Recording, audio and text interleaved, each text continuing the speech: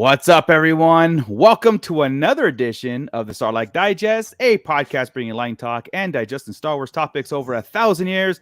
This is episode 204, being recorded on April 5th, 2023. Woohoo! I'm your host, Darth Moocher. I've got Scott Solo here with me.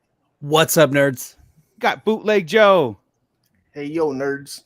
We got, who's not in the local area, out of the town again. We got Grand Admiral Franz. Howdy, y'all. There you go. I've been in Texas for about 2 hours. That's all you need. And he's already talking like one of them. God. I'm a native. Yeah, and Ernie, the Fallen Fett, is in Bot 2 West, so everybody wave to Ernie that way. I think that's West, so hey, Ernie. That way. Yeah. Hi. All right, guys. So what we got? Only one show to talk about today. What a break. I know, right? But before, although I miss Omega. I know, right? Yeah, it was it was kind of one of those things. After I was watching Mandalorian, I go, I guess I go to bed. I got nothing else to do. Damn.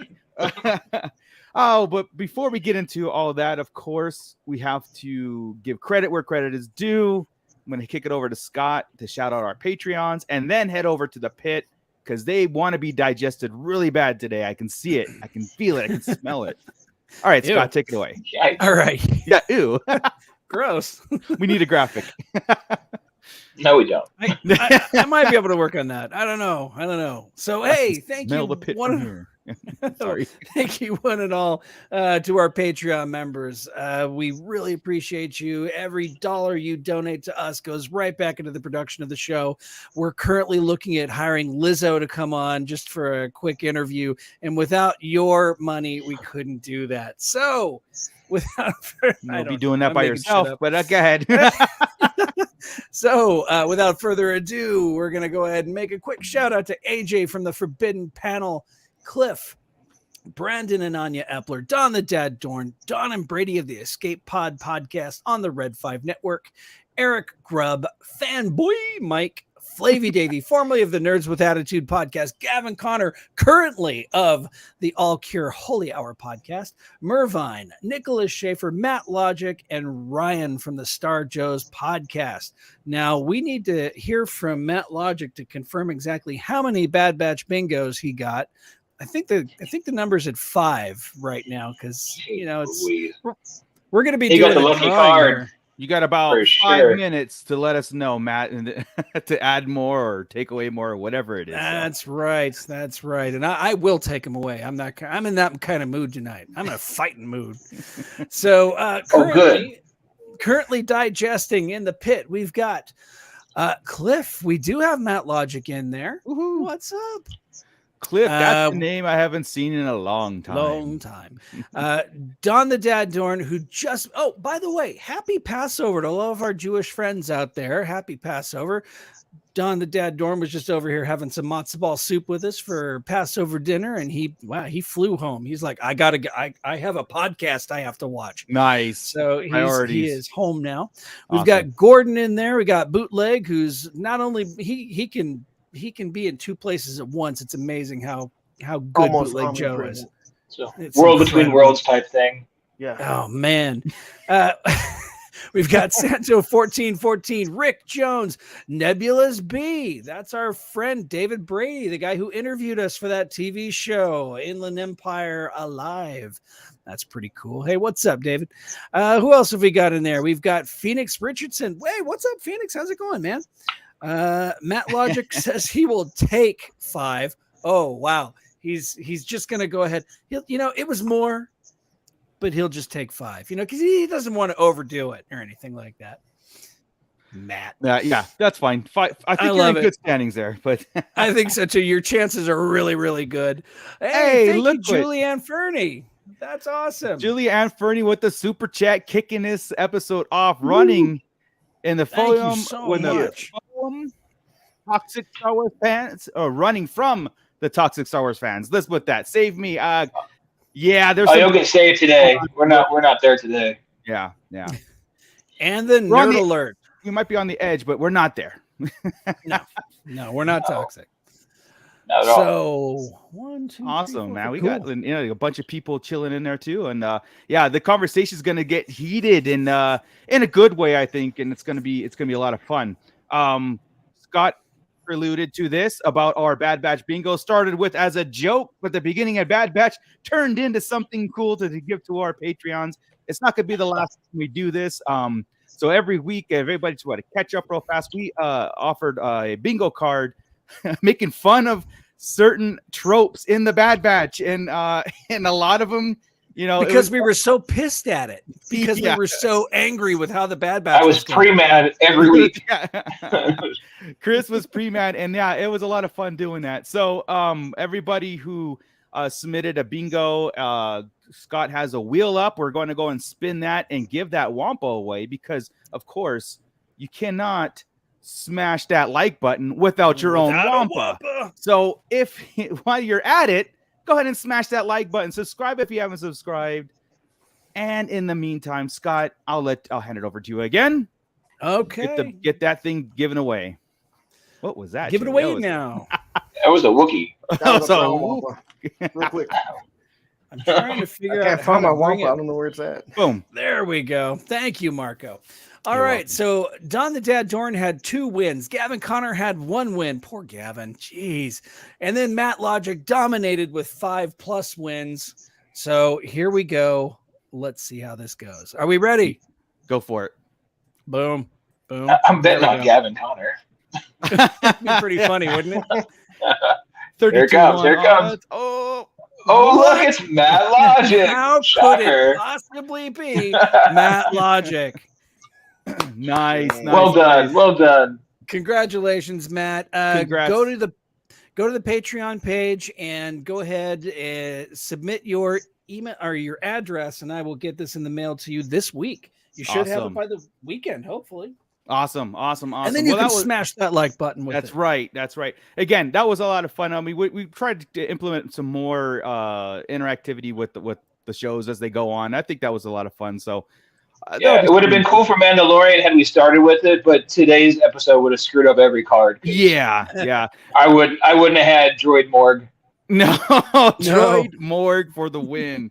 But yeah, before we get into the Mandalorian series, we've got coming up in just 2 days from this recording on Friday, Star Wars Celebration begins in Europe for the 3-day festive. So I'm actually in I think StarWars.com posted a place where you can where there'll be live streaming. You can see the panels, all that stuff. So I'm actually looking forward to a cool Star Wars weekend. Just seeing what's going on over there. I'm having the Star Wars Celebration withdrawals, right? So because Seriously, last year it was here, and so it'll be a lot of fun. We'll put our ears to the ground, see if whatever buzzes, whatever trailers. I'm actually Just the one thing, right? expecting Ahsoka. I'm expecting Ahsoka trailer, a teaser trailer, a real With Thrawn, of course. I Now the would hope. question That needs is to it happen. going to be for attendees only, or is it going to be, you know what I mean? Then we have to wait another 2 months, but we'll see. They did that at our convention though. At our celebration, they did an attendees only Ahsoka panel. So Yeah. no, I think we're gonna see One proper? a proper one. It's Yeah. time, right? We- It's about time. For they might do that for Skeleton Crew or something else, right? Like a members only or right there only, right? Reason. Attendees only. But Ahsoka, it's time to start getting it on. We're 2 episodes left of Yeah. Mandalorian. The time is prime. Yeah, exactly. It's primed, and maybe a Visions 2, maybe a Tales of the Jedi snuck in there, part 2. I know Visions, but Tales of the Jedi part 2 snuck in there. I mean, it's gonna be fun, and then whatever else that they've got up their sleeves as far as announcements. There's some rumors out there, but I don't take any rumors anymore. Not even from Star Wars. Not even if they go, "Hey, we're gonna be putting this movie out." I'm like, whatever. Not until I see Prove a it. trailer. Until you're filming. Exactly. Yeah. Filming, like literally on set. Yeah, not until I see an actual like a teaser or something other than an announcement, right? That's when I'll get excited, because it's just I'm thinking I think there'll be like maybe the Acolyte, because I know they're filming the Acolyte Got right you. now. Skeleton So- Crew, That's right. Acolyte. I could those are the two, I could see a teaser for Skeleton Crew and a teaser for Ahsoka and a attendees only thing for the Acolyte. Could be. Yeah. Because the other 2 are kind of in the can already, where the Acolytes just really, or the Acolytes just really kicking off. So right. No, that's what I'm thinking. It's one of those things like we just had a celebration with a lot of announcements. To have one the very next year, it's like, are they just doing it just to do it, or is this, because it's a lot of times, for Star Wars celebrations we're kind of stretched out a little bit, and it was meant for things. This year being the 30th anniversary of Return of the Jedi, or 40th anniversary of Return of the Jedi, you would say like, oh, they're saving some big news out there. But yeah, like Cliff was saying, here's the next movie, we'll cancel in 8 months. Yeah, that's again, exactly. We're on to you, Disney now. We're on to you. We're not going to get excited until you're filming, right? Yeah. Philip checking in. What's up, fellas? So with the quality of how Mandalorian has turned out as far as CGI and product and everything, how do you think the budget's going to be for these next couple of series that are coming out, like Acolyte? Good question. I'm hoping it's more than what they gave Kenobi. Especially that's what after this episode of Mandalorian, where you actually where you saw the money went. You're like, there we are again, right? Yeah, beautiful. Dude, it's everything is theater. It's not TV. They learned that whatever they figured out from complaints or just playing with the technology the last 2 seasons, it's all worked out. I mean, it looked good the other seasons, but you could tell you were in front of a screen. Yeah, now there is nothing happening. It is clean, and the droids are clean. Everything in here, they spent a ton of money. But I haven't heard anything as far as like budget. The only thing I've heard of budget was Mandalorian stuff, and not going on anything else, which I'm hoping, Yeah. Julianne Fernie says, I saw a comment that The Mandalorian should have ended at season 2, period. What do you think of that comment? People feel it has lost its way. My personal thoughts is complete opposite of that. After season 2, it opened up a world that we were dying to get into. And this culture of show is called Mandalorian, right? So we're gonna get their journey and their reprise, Din, Grogu, all these things. So when we have more Mandalorian lore, everybody complains about it because they want more Luke and Ahsoka. We're gonna get more Ahsoka. That's coming. Luke was their mag is not as much Din and Grogu this season. It's not the Luke stuff. That's what they're missing. They're missing Din and Grogu because this has become the Bo-Katan show, which I'm okay with because it's been great. And this follows up her arc from the Clone Wars and from Rebels and everything else. It just follows suit. So they're she's not going to make it through the end, guys. I mean, really. And then again, and way the show, and I'm just going to go ahead and put the overlay up now because we are in it. We are in the Mandalorian talk. It's a good segue. There we go. And the whole thing about what your point, just that point right there is, Chris, we might actually, our talk might veer into exactly that. We might be getting away from the bigger picture and going right and narrow back into Mando and Grogu. We'll see. Din and Grogu's adventure. We'll see when we talk about. We'll have to kind of like work. Yeah, they sort this out. They deal with the Empire. And they go on their adventure again, or and that's the season. This whole thing, right? Or this whole thing was to set up because remember there was going to be a point where Gideon or Thrawn were going to end up with the Darksaber, which means they would have had to defeat Din. Right. This is a character protection right here. They can have Bo that's true lose to Gideon or Thrawn die, and then they have to go take it back from them because they're going to rule Mandalore. So that's where I'm at on this. I'm going to spit that out before I forget it. There's no way that's going back in my head later. That's a great point that I have to like check mark in the back of my head. Like, you're right. I didn't even think about that kind of. That is not so easy as because the other complaint is they made it that easy that he just they keep replaying the same plot that they did in Rebels, right? Where Sabine handed her the saber, she puts it up in front of a crowd of Mandalorians. Same thing. That was the complaint. So I think it's the same scene, but it's going to play different. Yeah, and then if Gideon cuts her down, then Din can cut him down, and it goes right back into his hands. So. Right, they were back to Din and Grogu ruling Mandalore. So we've gotten to the point though where Bo is such an integral part of the story that I don't want anything bad to happen. No, I don't either. Which is great. I mean, because you don't want your main characters to have bad things. What just happened in Bad Batch? I know. Not everybody loved Bo-Katan starting this season. Remember, we even talked about how we had the wrong thought about Bo-Katan and how she was never been the way we were talking about. The antagonist. Right, and here we are, loving Bo, and she's awesome. What does Filoni do? Right. Filoni does that, right? He's like, let's kill him. let's do it. Yeah. Filoni Papa doesn't like to Schmitty kill his checking in. people, though. He doesn't like to kill off his creations. No. So it's the George. It's the George Cad Lucas. Bane's gonna come back. Yeah, exactly. So Papa Schmitty's checking in. He thought the episode was a lot of fun. Sabersmith also checking in. Cheers, guys. A little late. Did I miss anything? Other than the Bad Batch bingo, we finalized that. We are right in. You're right on time for the Mandalorian talk and kind of talking about the tone of the series so far. We're 2 episodes away from the finale. So 6 episodes in, and we're already here. And the initial question was has it lost its way? Yeah, and no, it's talking about Mandalorians, right? Yeah, exactly. This is what it should be doing. If anything, season 2 veered off the path. It kind of did. Yeah. I mean, in a good way, and we still ate it up. But then season 3 is like righting the ship back into Mandalorian lore. We're getting other things now. I saw another comment about the title Mandalorian, and we've talked about this, how it's changing our theory crafting almost weekly. The Mandalorian, is it the Mandalorian as a collective? Is it Grogu? Is it Din? Is it Bo? Is it, is it like something different? Is it like just the rise of the Mandalorians at this point? And it's always changing. And I love that, because we don't have our finger on the pulse on that. Because I think I mentioned to Chris last night how fast they tied up some really fast plot points, like Grogu and Luke wrapped up in Book of Fett. I'm like, whoa, we didn't see that coming. And as of right now, I mean, I'm saying not what we could be, but right now it's like Darksaber and Din wrapped right that back up. So it's like, okay, there are these huge things that are going on. They wrap them up. And that could be too, like, I don't. Here's the thing: I don't think next week's episode we're gonna have Bo. I think we're gonna have something at the very end, because it almost seemed like next week is gonna be all an Imperial show. We won't even have. Yeah, we've been saying that for 2 weeks. Yeah, exactly. And then it all culminates at the end. Yeah, so another problem right there is that Grogu doesn't really do a lot, right? He does like half a cute thing per episode now. He doesn't do a lot.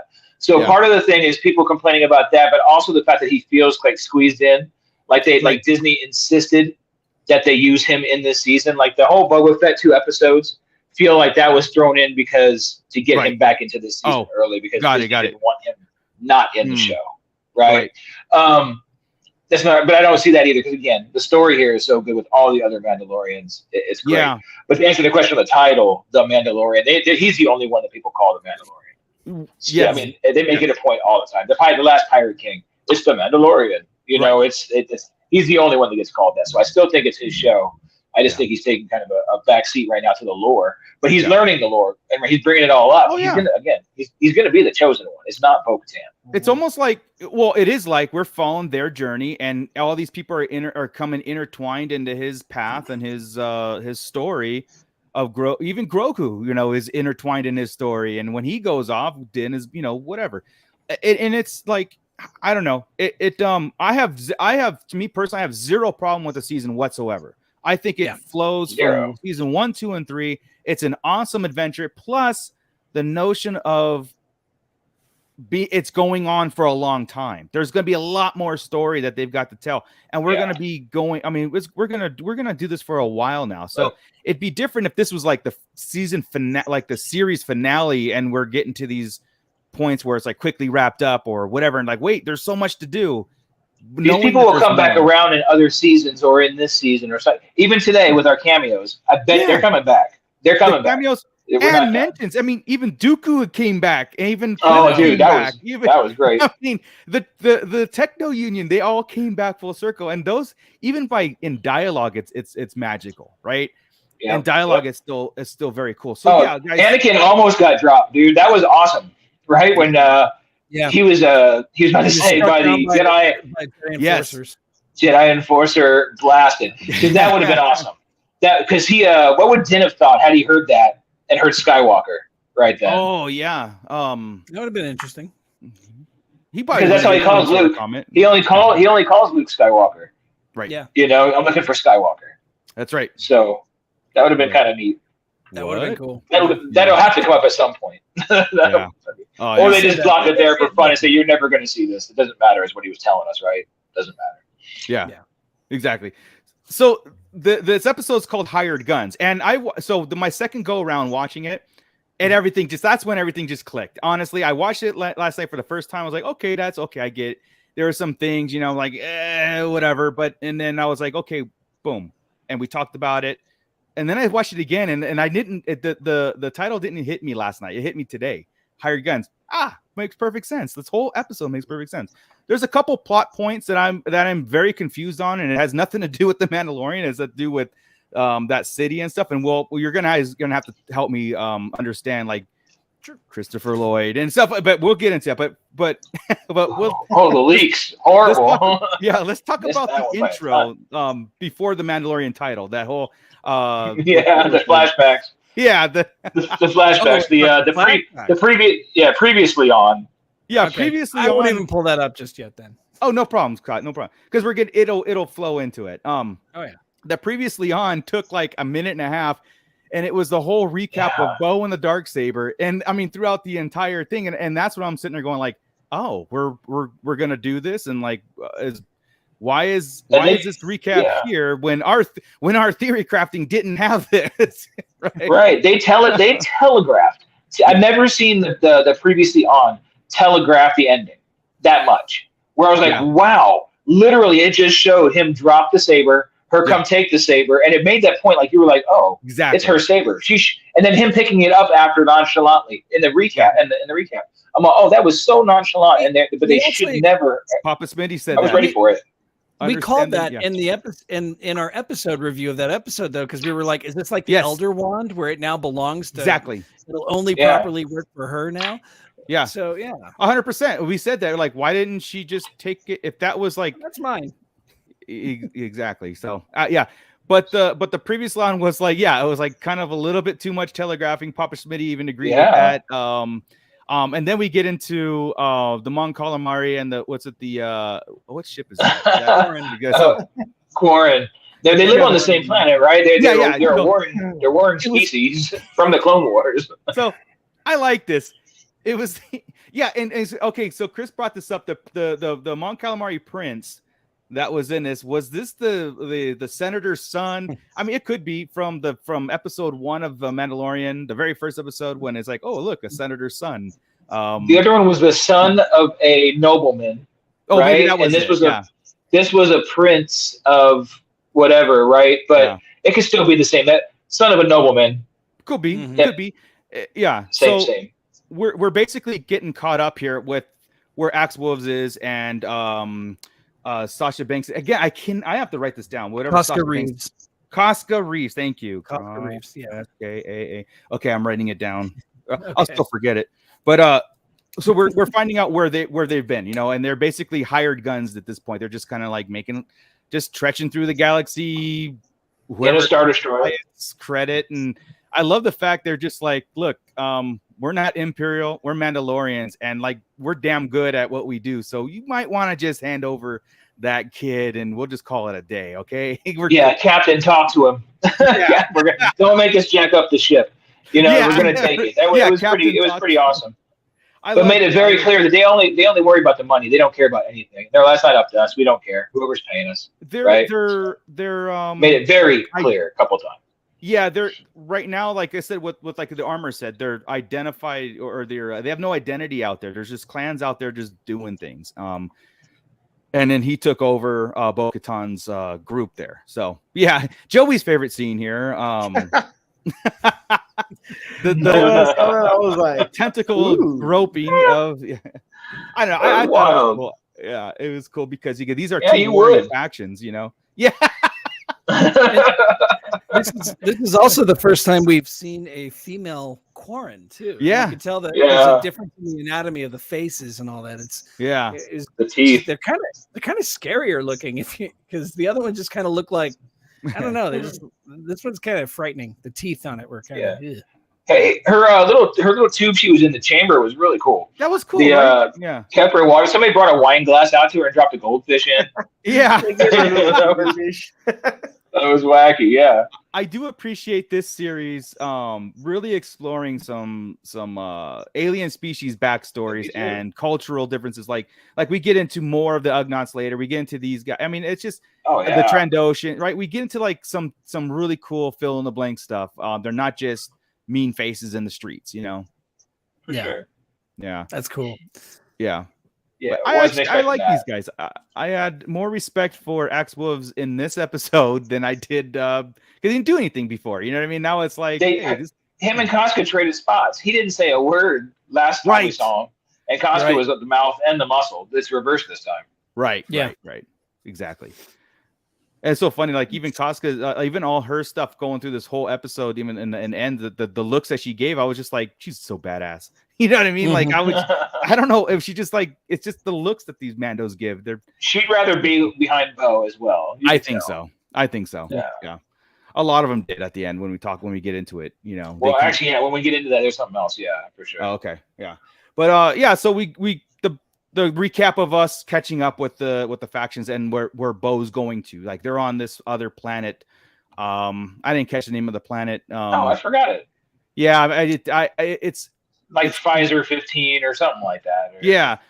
And this is where I was like, oh, this is where the money went. You know, this is where the money went in that whole the transportation tubes, the dome cities, the everything was really cool. And I kind of like this. We kind of all thought it was going to be Mandalore in the trailers, right? Like a green Mandalore, like if it was going to be on Concordia or Concord Dawn or something like that. Yeah. Right. So it was kind of meant to trick us there, but looking in it, it resembles very much the capital city from when it was in Clone Wars or when it was in Rebels. 100%. Yeah. You know, so it was a neat kind of throwback to show that they could do that. And probably show Bo that really.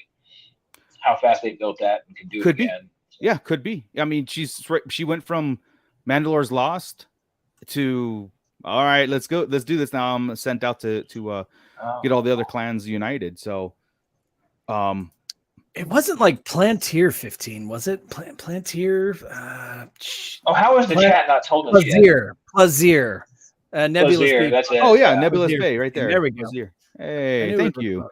There we go. Yeah. So we get diverted into a side mission here, you know, and where we find Bo-Katan sees the Axe Wolves, and we see the Mandalorian encampment over there, and they're trying to go there, and all of a sudden, like the city's like, come to me, taking over their ship, and it was really cool. Yeah, the music intro was neat, really cool, dude. I was really cool. That's going on. Okay, I swear to you, I was looked around my house like, did Alexa say something? Did this? What was like something? Did my phone going off? And then when the Motorola, it was actually it was different. And I was talking to Scott about this whole thing about this earlier. To like, you know, it was different and bubbly and bright. And I had to kind of talk myself into this a little bit because, you know, Star Wars in the past and everything has always been just, you know, destruction, death, you know, kind of like, you know, over military planets that we go to, right? Almost. Yeah, a lot of them dystopian.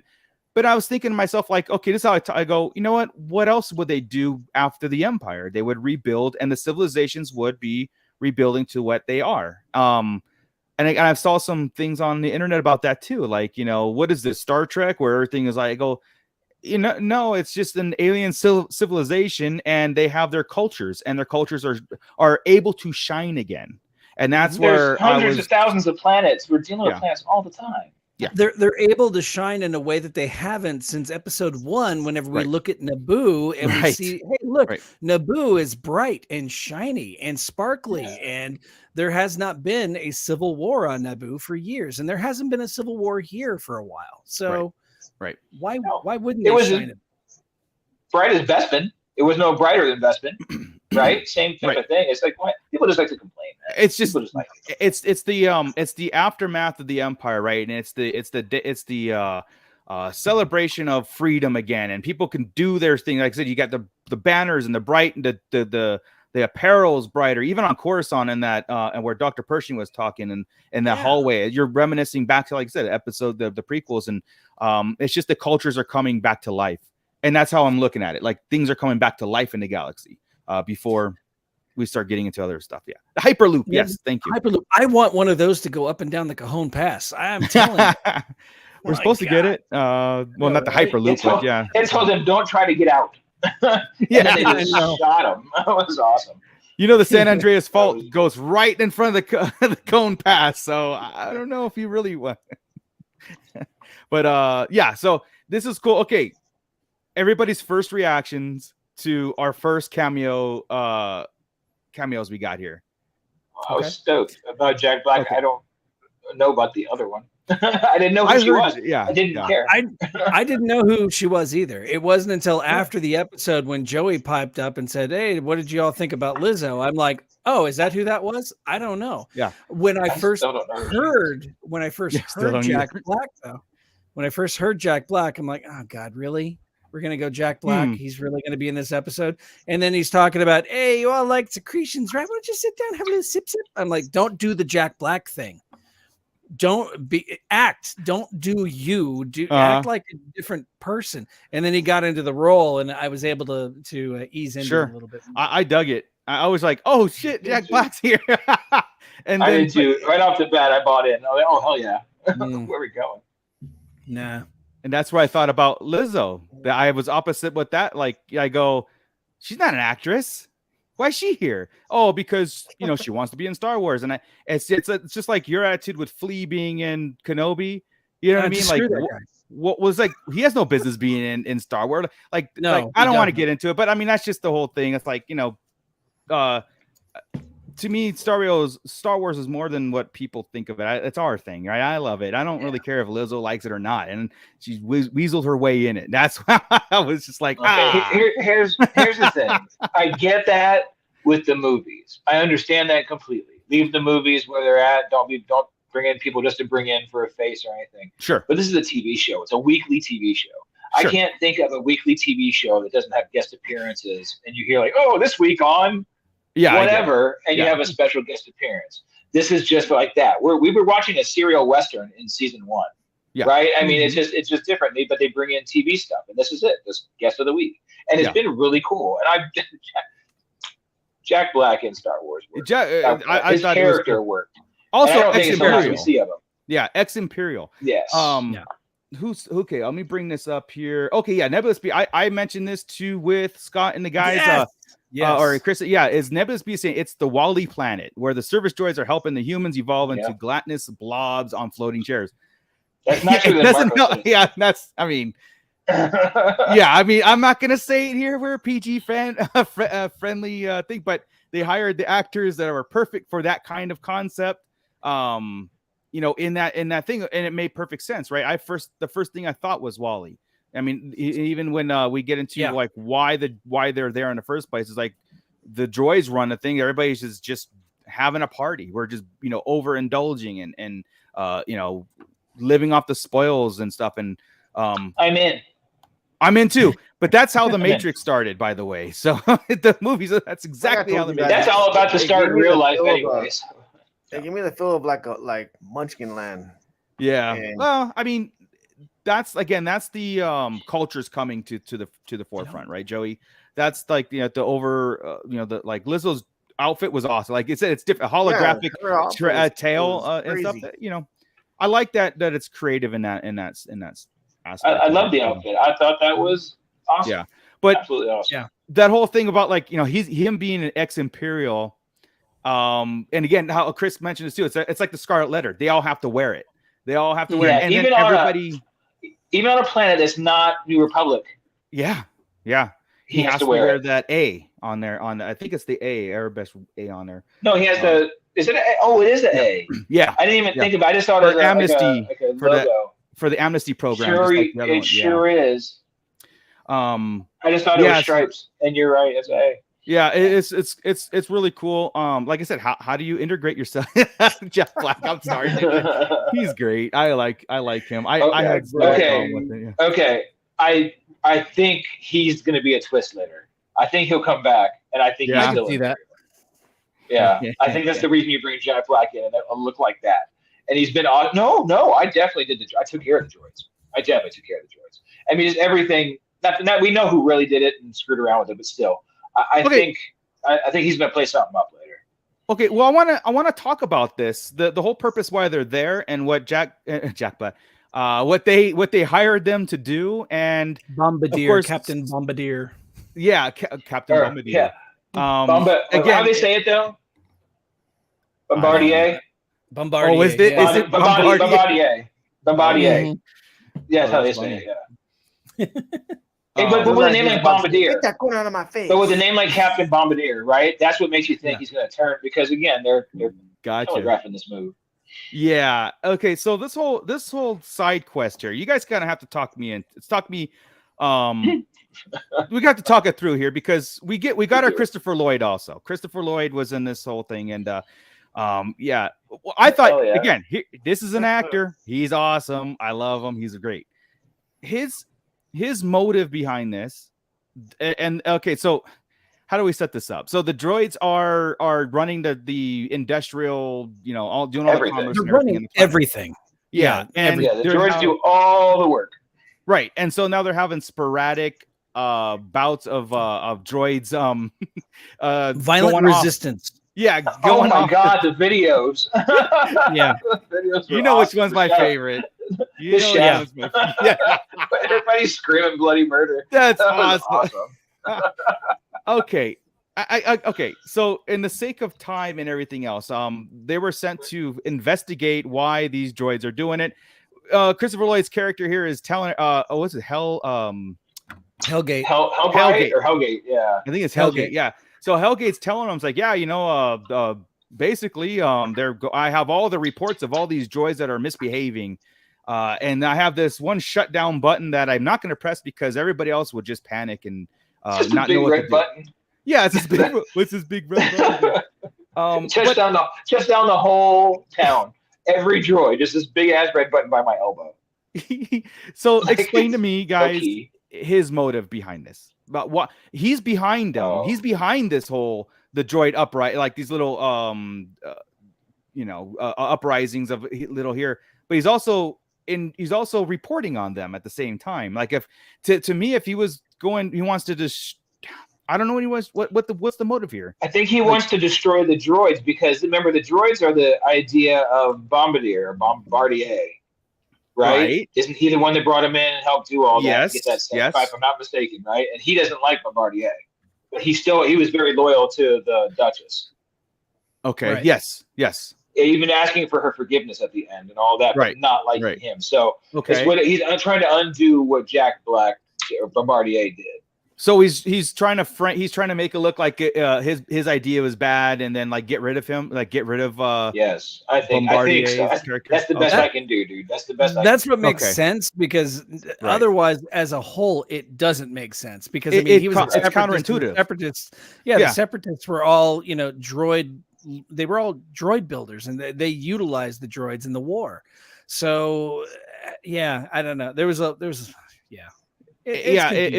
It is, like I said, it's kind of counterintuitive what he was telling everybody and what he's in charge of, and then was inevitably responsible for. It's like you could have done a better job if you really wanted to destroy this place. I mean, you could have done better.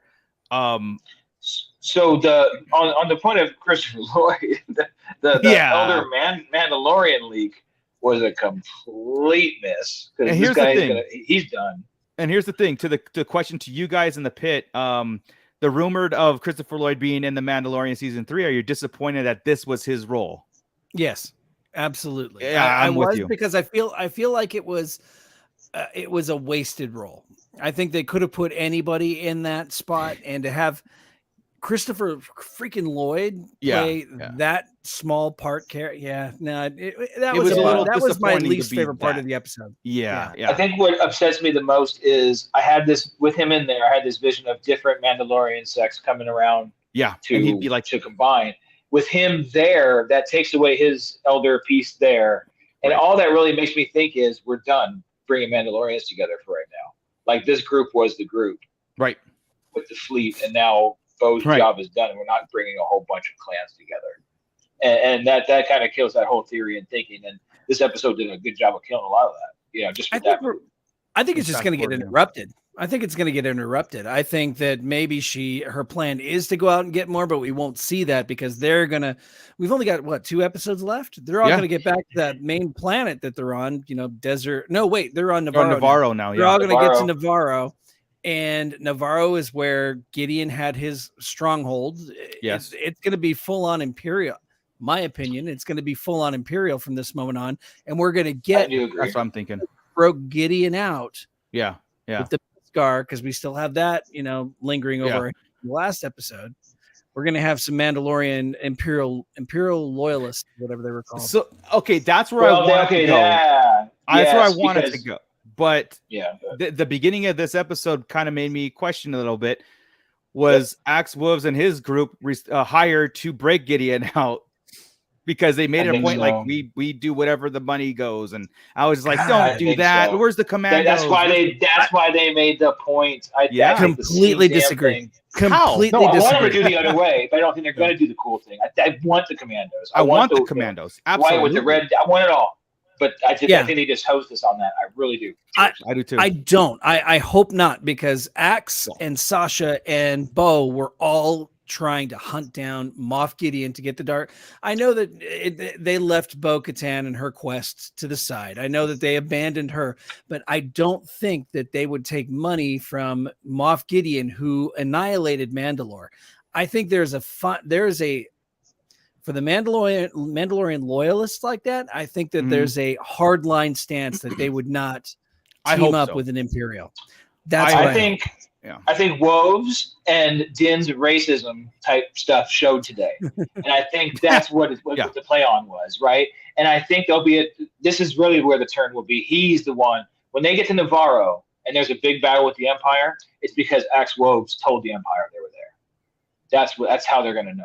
It's because he's going to figure out where his money, his survival, his everything is. He's liked it better being in charge. He even said, I had a taste of it and I like it. Yeah. He doesn't want to go back to following anybody doing anything else. He wants to be in charge of stuff. He'll be in charge of the commandos with the Empire. He'd be fine with that. That's my fear, Scott. And that's our fear. Like I said, that it's like when that happened, when it was the whole purpose of him like showing like he's just going to take money and them being disenfranchised with the whole concept of all that. So even Bo was like, I don't care anymore. I don't care about the saber. I don't care about Mandalore anymore. It's gone. I'm doing my thing. I'm just going to sit here. 100% shown us everything ahead of time, so I can't think of a fear. Yeah, I fear that's what they set up. I fear we don't have a finale though. It's all Filoni. It's all his. This is all his brainchild with Favreau, and those Imperial Mandalorians are all his creation, and he's not known for dropping a concept permanently. He'll bring him back. He'll bring back a concept here and there, out of nowhere. You'll think he's forgotten something, and all of a sudden a character or something will pop up. Yeah. So I wouldn't doubt that we would see a Saxon or Fen Rao. Fen Rao. Sabine's brother was even entwined with them at a point. Her mother's alive. As far as we know. Her mother's alive as far as we know. Oh, yeah. Sabine's. A lot of people are theory crafting that's the armor too. It could be the armor is Sabine's mom. I like Mike Hexet's comment here. When you could have all of Mandalore, but just end up with a busted ass R5D4. Yeah, he could rule it all, but no, he's got R5. That also knocked him out. It was a double. I know. Like the guy was really hosed. Saber, we're talking about his brother. Gar Saxon is dead. His brother, what was I forget, but Clan Saxon is still around. Yeah, his brother's still alive. I believe so. Yeah. Yeah. So, but no. Yeah. So this whole thing. Okay, let's talk about. Okay, we got the Dooku name drop. We got the Techno Union name drop, and we got a cantina full of droids, which was amazing. I love that. That cool. I'm sitting there going, like, HasLab. Well, he pulls off. What's neat is they go to that is because he pulls off a card off the droid, right? Well, actually, first before we get to that, he's kicking droids. Let's go there first before we get to the droid bar, right? They're investigating and they're talking to some battle droids, which means what, guys? Do I finally get my battle droid? I don't know, man. They're going to give you the bartender before they're going to give you the battle droid. I'm going to get a Jag Black because that's a new one. Dude, they haven't made a battle droid yet. They're here now. I need a battle droid. But that was awesome. But him, like I say, kicking them, just being a punk about it, and then watching the battle droid run away like iRobot style. Yeah, was pretty wild. And clean. Yeah, it was Yeah. exactly. It's the first time we've seen a droid run like that. I mean, that was a full-on, sprint. We didn't see that in Clone Wars or the prequels at all. They just stomped. Yeah. Okay, it was cool. Was it an issue? Because we never saw that before. We watched them in war. As far as like what the droid running, a full-on sprint. Yeah. Oh. Yeah. That feels like it's weird because we've seen them fight so many times. Yeah. They're usually just marching. It was like it was on it was just a different environment. It wasn't like an aggressive, a different program, maybe. Yeah, it was like get the hell out of there and preserve whatever programming you are to not give away the secret to what you're doing. I'll say the nanobots program to be able to run. That's what I'm gonna do. Yeah. So cool. I mean we're kind of getting into the George Lucas territory where he wanted to go with the microverse and the nanobot technology and zooming way in and the nanobots having a chain code. That's how they caught Christopher Lloyd and this whole scheme. And I thought the science behind the whole thing was kind of cool, you know. I'm waiting for somebody to translate the chain code and when it showed in Arabic there, and I want to see what. There was a lot of Arabic in this episode. Yeah, that needs translated. I thought the same thing. I'm not going to do it. No, that's too much work. I thought the same thing. Yeah. Too lazy. Yeah, it was on the bottom of the screens when they were watching the videos. I wonder what that's. No, okay. Yeah, you know, I just wait for I'll wait for someone else to translate, and I'm like, that's what it was cool. But yeah, I have a soft spot for Star Wars droids. I do. I just love that whole concept, how they were just like, we're here, and he did the whole mention of like, you know, humans live so short. We have to kind of like live in harmony with you guys, and because you built us, and basically you maintain us. Yeah, it was like a thank you to the humans. Right? Which was wild. We want to help. It's the least we can do. Yeah, because they knew if it was going to continue, that red button is going to be pushed, and they'll all be shut down, and so it was like a preservation streak to them, and almost every droid here is a throwback to something. Like, we had a couple of Star Tours pilots, a couple Captain Rexes in there. Yeah. Some droids from the Sandcrawler in Episode 4. There's all sorts of stuff in here. Yeah. So the bartender, I loved the bartender. Yeah. So Mike Hext, that's what we're kind of talking about. You know, like what was the commission, the Hellgate's plan? The create random chaos, and I think we were going to agree on create the random chaos to overthrow Jack Black's character because he was Imperial. And Hellgate was a separatist. You know, he's had that mentality of a separatist. And I think they made it super clear he did not like him. Super clear. So that's where we're going with, you know. And it makes the most sense to me, because I had that same kind of clouded. What did I just watch? Even the second time around, but I love it. Even that blue protocol droid. I'm like, look at that. I kind of want one of those. Now. He was all turquoise and shiny. Really that's what you're going to get, Chris. You're going to get the blue protocol. That's okay. That's dope. Yeah. What he's going to get is he's going to get a B1 with like a data pad. He's not even going to have a blaster in his hand. It's just going to be a B1 with a data pad. Yeah. It's true. You know it's true. I am. I'm going to get Foreman B1. Yeah. I love the fact that you got the Death Star droids, you have astromechs, and you have B1s, and that same that white droid way in the back there from the Jawa Sandcrawler. Yeah, it's so good. Yeah, it was awesome. But the bartender's attitude when they were asking about that chip in the card or whatever. So we give a lot of these things away and flicks it away. So what are you insinuating? I love that droids have such snark. Attitude. So and care. They really make droids one of the coolest races. Period. Absolutely. You know, absolutely. And they're all being like, they're all getting fed this that stuff. I forgot what they call it. That Nepenthe. The Nepenthe. Yeah. It's pretty. And they all stop. The music stops when the they do. It's like dead. Like stops dead. I was ready for. You'll have to wait outside. We don't serve your kind here. Telling Mando that because they can see her face. The shiny one can come in. Let's see here. I know I saw it where I wanted to bring it up. Miss Sunflower has been talking about the Ugnaughts.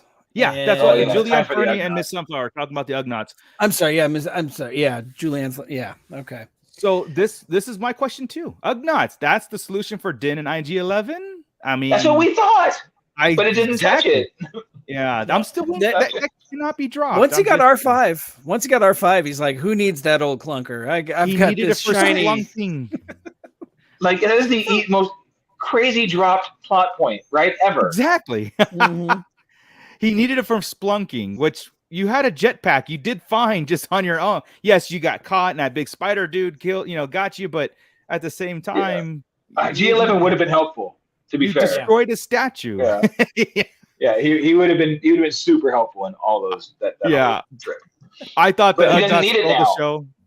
Yeah, these Ugnaughts stole the show too. It's like you walk in and Bo's asking them questions. They're just totally ignoring her, not even recognizing that they're there. And as soon as Din name drops Quill, boom, they like, what? That's cool. It says, I have spoken.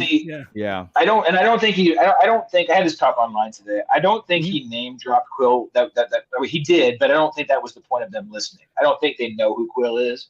I think it was the assertion in his voice, the fact that I know Ugnaught Quill and you'll listen to me. Like that kind of thing. I'm Chris of House Brands. You don't know, but I'm somebody. Or I know somebody. But the way that he was talking, it made just them feel more comfortable, and he understands our language the way we speak. That's a good point, because he even explained kind of like that to Bo, right? Like I spent time with Ugnaughts, and there's a way of doing it. So yeah, that could be it too, where Quill's not well known for every Ugnaught knows Quill. But at the same time, cool they do. Yeah, cool at the same time, it's still cool. Yeah, I mean the one on the right looks related. They did say that Quill worked for the Empire. This was a planet that was overrun with the Imperials, right? So, I mean, it's possible this could have been Quill's place, It is possible. Yeah, it's closing in that galaxy. I'm just trying to say some crossover. Like I'm trying to save a little bit. It's kind of like you got their attention when he said, I have spoken. Oh, yeah. Oh, definitely. Like when he spoke like them. Exactly. It's the assertiveness. There was and there was a cadence there was a different rhythm to his speech whenever he spoke. He talked like Quill, and it was cool. Yeah, there's no questions asked, right? Like there's no half-assing, being sarcastic, anything like that. It's just, this is it. Oh, they're straight to the point. Yeah, there's no conversation. Exactly Yeah. It's exactly an Ugnaught. It's neat. Julianne Fernie is saying there's a IG-11 rumor to be used as a walking armor for Grogu. Like Krang style. I've kept that quiet all season. You did really good. That was the rumor. That was the rumor that we kept from you, Mooch. Here's the thing. So with that, put it up. And then knowing that Quill's dead, so he can't do it himself. He goes back to these Ugnaughts. That's the way you bring this whole thing full circle, right? But now you've got a Zelen and Zelen's. What is it? I always forget the little guys. Oh the Babu Fricks. Babu and Zelens, right? You got them. You got the Ugnaughts. You had all these people as Jawas. Everybody looking for stuff. I mean, it's ridiculous, but never really talking about it. But you have all these opportunities to get it. I don't know. I can't see him going back to this planet just to get a piece for IG-11 in 2 episodes. It's the whole talk about Din knowing the galaxy, knowing where things are, and he was explaining it to Grogu. Like you have to be not just a Mandalorian by creed, you have to be a Mandalorian by knowledge, and you seek all these things out. So if he ever needed that, Din knows exactly where to go. Like he's like, oh, I've got this Ugnaught guys I can always reach out to. The planet owes me. We got the key to the city. We can do whatever we want. And where the hell is the IG droid? Where is he? Where is IG-11? Is he with? He's sitting there with grief. He said, keep an eye on the droid till I get back. And that was like eons ago. Yeah. No, he's with the Anzelans, but he told Grief to keep an eye, right? So what if the next 2 episodes there's a time jump, right? She's leading Mandalore. Always claim time jump. Yeah, but this one actually... This is how you fix something. Yeah. This is how you get... And then this is why Jack Black's character makes sense in not turning. He just built something that looks like Mandalore, right? That's how I'm seeing this. I'm picturing he helped build this whole environment with droids and stuff. That's how I'm seeing it. Maybe I'm not. Maybe I'm wrong. I'm probably wrong. But he can bring something like that, or maybe he knows how to, or some kind of to bring that over to them on Navarro, and they're kind of working with him and trying to get him built. Remember, he said he was going to partner to try and get them built. Maybe he is helping. right? And in that, as we see this timing back and forth, maybe the Ugnaughts are there helping on Navarro. Gotcha. Oh, okay. Gotcha. So I'm trying to think of a way that they can connect back there. Why would he ever go back there? There's no reason unless they're using that connection that he promised to make them a nation, like to get recognized, Mandalore. Yeah. So because now I know you were holding on to that secret, but now that I see that, I'm like I have it in my head like that'd be awesome. That'd be awesome, like a crane kind of. But it was like episode he's like one, a mech dude. Warrior, dude. It's like that's what it was going to be. He's going to be in a suit. Like IG-11's going to be a suit, like a super nanny. Think about it. IG-11 could. I mean, Din would be like totally confident, and then running into battle with that. I mean, it's like, come on, dude. But I almost feel like it was a red herring, right? Because there's no need for it. It seems to. It seems to be. And I think there were a couple leaks that got out like that, and I think they played with people this time. I really do. I think there's something big coming, and it's nothing like that. Yeah, because I knew about the Mythosaur too, and the Mythosaur was explained differently. So it's in the duel with the kid and Grogu. Yeah, those are those they were explained way differently. So yeah, maybe it's something about the points that yeah. So wow, like they're throwing things out there, letting things leak, and kind of misdirecting stuff. Sure. I honestly, because even the Chris Lloyd's character. Yeah, how do you miss that? What was the rumored Christopher Lloyd's character that you knew? He was the elder Mandalorian. He's going to be helping him and the armorer were going to have beef. We got that deep. Oh, I got you. Totally. Okay, got it. Miss Sunflower, I feel like the armor is manipulating both Din and Bo to bring all the Mandalorians together.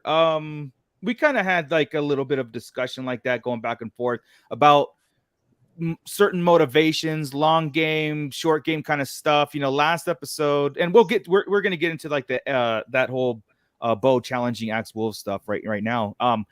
But I kind of like, I don't think everything is crystal clear in my head, like black and white yet.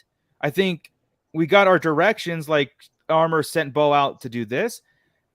She knows about the Mythosaur. She's not telling. Like Bo knows about, didn't tell. Didn't. I mean, I think there is a lot of holding things close to the chest at this point. I don't know about manipulating yet. Like at first I was all about it, and then I was like, I don't know, and I'm kind of like,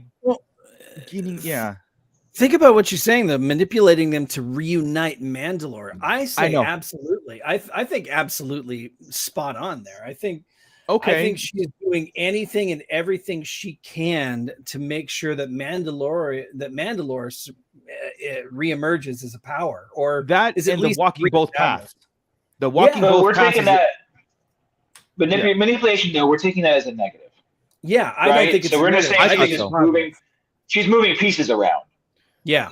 Right. And not like she's that's what she's doing. It's not a manipulation as far as I'm going to trick somebody. These guys are all pretty much well aware of what they're doing, I think. Yeah. Right. She didn't trick them into giving that up. She is the king on the board of chess right here, making all the pawns align into the right position. She has all the knowledge. She holds all the knowledge that she doesn't, like Din doesn't have all the knowledge. Bo doesn't have certain things maybe she told Din about, like whatever. And she has more knowledge. Yeah, Bo does. Not as much as the armorer. The walking both paths thing was something of a revelation for the armorer. And I think that at one point she was probably had an idea of how to rebuild Mandalore, but with Bo's coming in there and telling him about the Mythosaur, and Din has the saber, everything is like, and now it's like, what are you going to show up with the saber for? Like, you know, if she shows up back and like, you have the saber, you saw the Mythosaur, that's when I don't know, stuff might get real between Din and the armor. Like the armor might, I don't think Din cares. Like honestly, Din is just going for it, you know, like they're never the armor. Din and Bo and Paz are all cool, man. I don't see any all good. I think it's gonna be Axe and maybe the Commandos, like we've been talking about. The Commandos will be perfect. Let's get all the ones that we've seen to get. Sorry, Scott. Let's all the ones that we've seen together as one faction against the Commandos and the Imperials. That's where it makes perfect sense to me, because all you're doing is you're on repeat then after. If it's like, Axe is mad, Bo is mad, Din is, you know what I mean? Like, but somebody has to turn out of the group, and it might as well be Axe. Could be, could be. Sure. And he has an M connection. What's that? all the characters have different motivations. All these main leaders. Din's motivation is just to be a good Mandalorian and to pass on the knowledge and to, to train Grogu and to go out and be the bounty hunter that he is. I see the Armorer as Armorer and Bo-Katan are the most aligned. They both want to reunite and unify all the tribes of Mandalore, bring them under one banner, but they have different methods. Now they're reuniting with this whole, they can walk both worlds.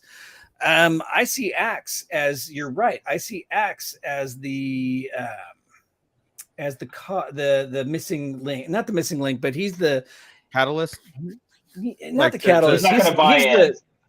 He's the problem. He's the what is it? The cog that isn't quite working right there. Mm-hmm. Yeah, he's the wrench. Mm-hmm. Right. Thank you. The wrench. Jesus Christ. Yeah. I can't think of words. Words are hard. But you still feel that even after the whole thing, like when Din said, "Look, I'm giving Bo the." He never yielded. He never yielded. No, he never did say it. None of this. He's not in. He's not. He didn't drink. He didn't drink. I am also the person that said Bo-Katan was going to be the villain this season, and we can't trust her. All she wanted was to rule. So don't take what I say worth a grain of salt, my friends. But I'm telling you, they have foreshadowed everything within this. Once you see things in the show, once something happens, you go back and you're like, oh yeah, they said that right here. Dude, immediately, this guy likes his power. He never yielded. All this stuff is going to pop up. You know what I mean? And this guy has no blood. And this is all going to happen. And once you find out that he's the one that hit the shuttle, it sucks, but that's the truth. He's going to hit it. He's going to turn around and realize he's a commando. Yeah, I see it. I see it out there. Like I see the pieces that you just put out there. The fact, so I don't think he would have teamed up with her in the first place. I don't know. Go ahead. Well, sorry, I was just gonna say about the whole fact that he didn't. The whole clan sat there and accepted Bo beat him, but he can always says, "Look, I never yielded." He could just sucker punch her in the back of the head and I won. You got up for me. I didn't say nothing twice. Hey, you got up on top. I didn't say I give up. You just got up. I was waiting for it. Still on. It's like a ceasefire. Right. I don't know, but that's chicken shit for Mandalorian lore. Yeah, that's not a Mando way to do battle. And he would have known that. He would have known that. Yeah, she challenged him. She won, and that fight was really cool. Short and sweet. I like that. Short and sweet. The way that Bo got punched and then fell off the ship and then roped him off of it, and then she got on great. Top. That was really cool sequence. Yeah, I dug it, man. It was really cool. So Bo challenges after they leave and they get the key to the city and everything. Bo goes to the encampment that's out there, and challenges Axe Wills to get her fleet back and all her soldiers back because she knows the rules. I thought that was cool. I thought it was a very cool sequence. All the Mandalorians in the back. Neat.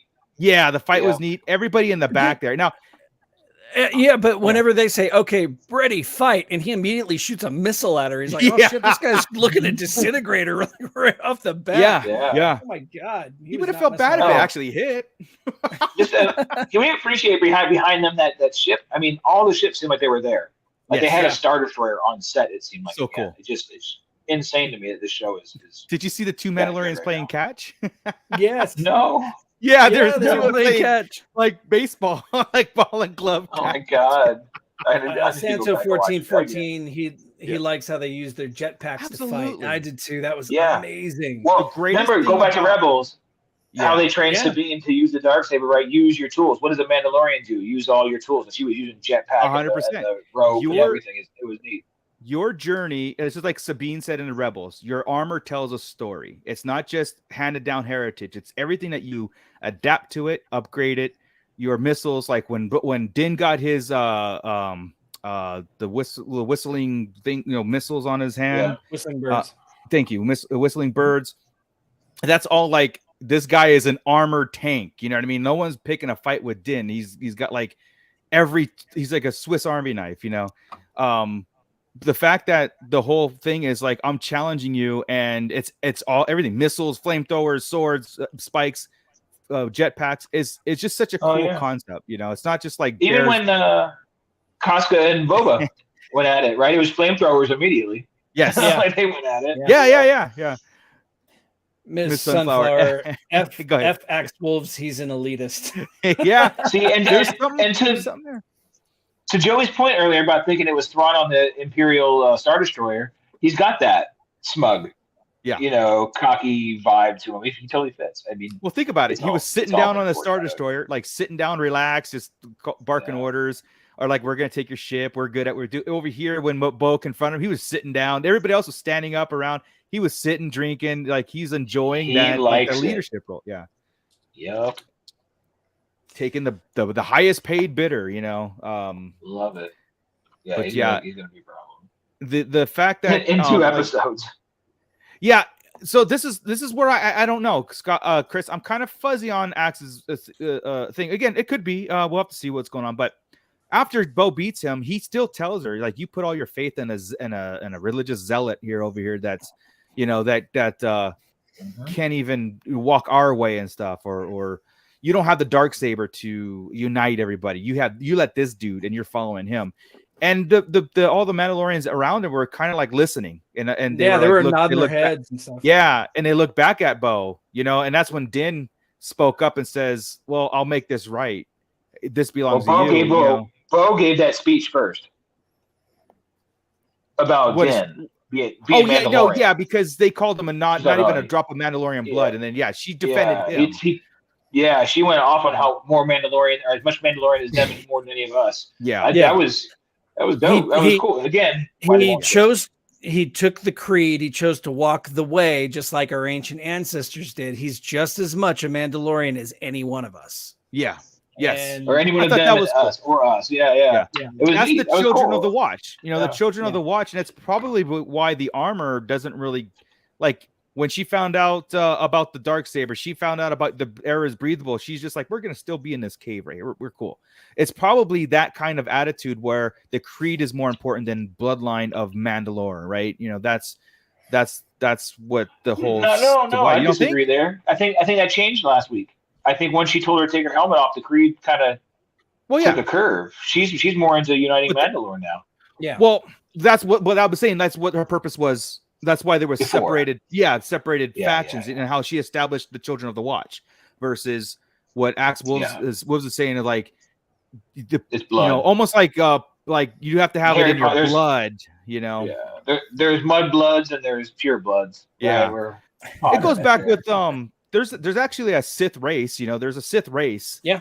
Versus a title of Sith. So it goes back to that ugly too. Bastards too. Oh ugly. Red looking devil people. I mean, they really do. They really played up the devil look in the Sith races. I wish, like I said, Old Republic. Come on. Anyway, I digress. It's coming. But yeah, the speech by Bo saying like, sticking up for Din, and then Din's like, okay, I'll make this right. The Darksaber is yours, and that was shocked me where our theories were going, how it was going to be like a tri-leadership on Mandalore with Bo, the armor, and Din, and Grogu and riding mythosaurs and stuff. But it still can happen. It's just that riding mythosaur. When you say it like that, I know it sounds like we were being ridiculous, but it was all there. It was all there. It all got riding mythosaurs and pterodactyls and rancors.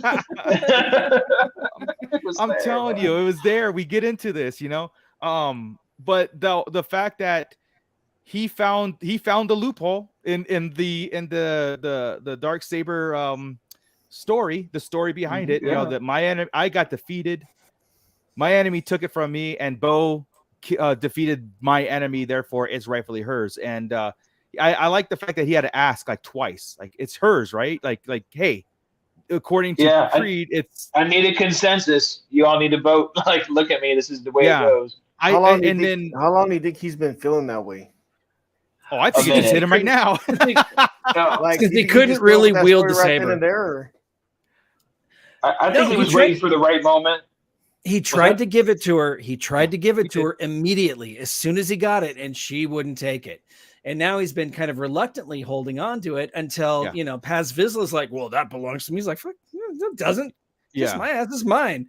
But I feel like he was waiting for the right time to give it to the right person. I think so. I think he saw the purity in Bo's attitude, and now like the coming to the light moment of the buying into it, and she was so willing to walk the way. You know, she kept her helmet on. She got the armorer's approval, and Bo and Din respects that. That's what he's taught. That's his line. Once the armorer says Bo can walk both ways, Din is like, she's one of us. Oh, immediately. That's why Paz even looked at him, right? Yeah. And he nodded. Yeah. All right. Nodded approval. Yeah. But yeah, and the fact that, like I said, the loophole thing and Axe Wolves agreed, and everybody else, I like there was a couple Mandos that stood like at attention to her. Straight up at attention. See that, and I do believe that's what they like. A lot of probably didn't want to be under Axe Wolves, leadership. They like Bo, and then she fought for a cause, not just roaming the galaxy looking for credits kind of deal. Now there's something to fight for again. She's technically the rightful heir. Her sister was the regent, or the duchess. Her father was the ruler. She was a princess. It makes sense that it would fall to her to take up this mantle. And I love it. I think it's great. Here's my opinion on this. Short-lived. Yeah, and you guys could tell me, something different or whatever. But if this season ends and it's like what you just said, Scott, about Bo being like this is her season and her role, and now she has this throne of whatever, and Din and Grogu move on to something else next season. At first, I thought season 3 and 4 were going to kind of blend and have this huge arcing story, and like I said, with the whole Mandalorians reprising their role in the galaxy, all that stuff, it could still happen, but without Din.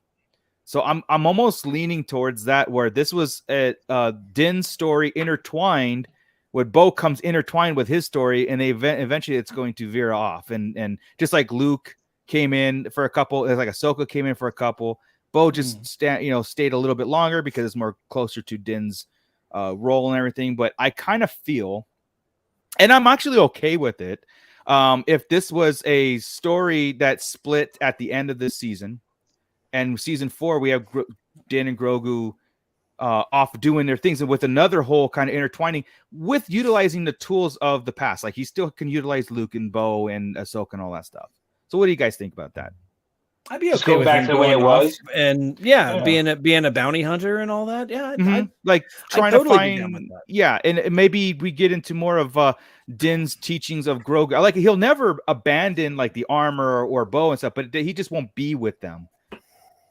You know what I mean? Like the whole thing about like Grogu left Luke. He abandoned Luke, but it could come to a head one day when Grogu maybe can't control the powers that Luke might have to come back in the frame, the mix of it, or Ahsoka might come in the mix of it, or maybe she's got her own problems.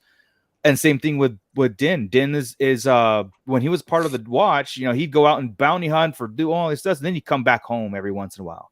And that could be that, and that could be the whole thing with Bo. Katan is her story. When we started her story on this season, she was like down in the disenfranchised, defeated. She was just like just wasting away. And here we are now. She's got the Darksaber in her hand, and she's a lead. Everyone's looking at her like she's actually a leader. Yeah. And so we got to see that arc of her. Yeah. At her lowest to now she's at the highest. Yeah, and it makes perfect sense going from the Clone Wars, her role from that to like this, like Chris said, the saber belongs in that family. She has this role more than what the armor had, and it's just it's such a powerful. I don't think the saber belongs in her family at all. I don't. I think it's gonna get messed up again. Like we said, I said belongs, maybe not stays. You know what I mean? Belongs in her family, but. Yeah, and it's kind of the royalty thing is like she's a royal family. I mean, not only with the Darksaber, it restored her faith in the. It did restore faith, with the Mythosaur, and she's a believer now. So it would be really tragic though for her to finally get the saber the right way. She won it. She has an army behind her. She's got the Mythosaur. She saw the Mythosaur. It would be horrible for her to lose it in battle against Moff Gideon. But Chris just had an organism on camera. So what's up? How did her father die? I don't remember. Protecting Mandalore. This is the way. Yeah. In this season, Foreshadowing. How is Bo gonna die? Bringing together Mandalore. Yeah. This is the way. They foreshadowed it already. She's toast. So that so wasn't with actually. We'd never heard about her father. There was no reason for that story right then. Absolutely zero reason about the dying in Mandalore story about her father. You're right. It would be poetic if she went out that way. That's what got me. When somebody said poetic a second, I'm all, that's what's going to happen. We're toast. But it's got to serve. It can't be in vain though. It can't be like I died and then it still got blasted behind me. I died, but hey, I died protecting Mandalore. But it has to be for the bigger pit, like for somebody else to step up. Protecting Grogu. That could be too. She's gotten pretty attached. She's gotten pretty attached to that little shit. So yeah. So you can blame her. Again, it was so funny, like Kyle, like I think Chris mentioned too about Grogu, not doing anything, but also he's got like this character and this puppet has ways of stealing the show. Like almost every time, his little yelp or waving or whatever it is, I'm just like, this he's helping Lizzo win in that little croquet tournament, whatever they're doing, by using the force, looking up and being like, that was awesome too. That was adorable. He's got ways, man. He's got ways of like stealing the show, and somebody said earlier, what the hell was the point in him being knighted at the end? It's like, why not? That's just their culture. That's just their it means nothing, but to the people, it mean like given the key, this big ass given the key to the city. And even Bo looks at it like, seriously, but then she smiles and she says, "Thank you, Your Grace." Exactly. It's she stepped up to that princess playing a part role. It was really cool. Oh, good point, because she knows that role. She did do that. You're right. Yep. So like Matt Logic saying the knighthood will come back. The only way I could see this whole thing coming back is that what Jack Black's character said, when the time comes and you rebuild Mandalore, you're going to need us to vouch for you to the New Republic to make you legit.